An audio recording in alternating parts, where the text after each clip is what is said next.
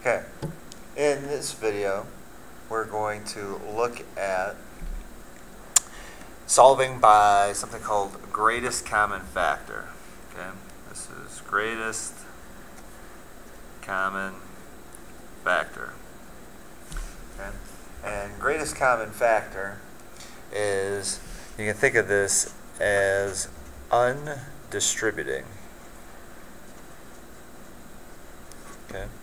Now, we all know how to distribute. If we had 3 times x plus 4, this is distributing. You get 3x plus 12. Now, how do you undistribute? Undistribute would be starting out with 3x plus 12 and saying, what do they have in common? Hey, they have a common factor of 3. So we could pull out a common factor of 3, put it out in front of parentheses. What would you have left if you took a 3 out of 3x? You would just have a 3. If you take a 3 out of a 12, you would have a 4. So greatest common factor would be moving backwards. So on problem number 1, you got a 27 and a 9. Looks like the common factor there would be 9. And both of them have an x. So you can pull out an x. Do they both have an x squared?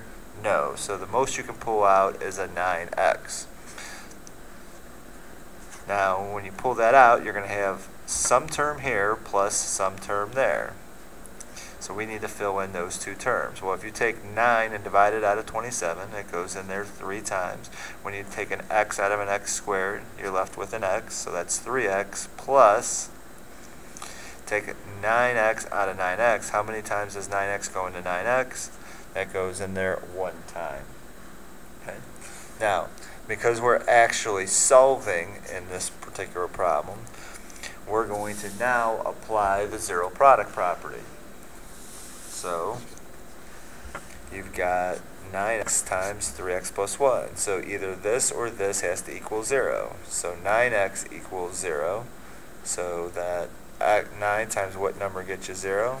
That would be 0. So there's your one solution. And then 3x plus 1 could equal 0, which means 3x would equal, bring the 1 over, negative 1, or x equals, divide by 3, negative 1/3. Okay. So there's your solution on number 1. The second example here, again, we're looking for a common factor. You got a 3 and a 9. Looks like you have a common factor of 3.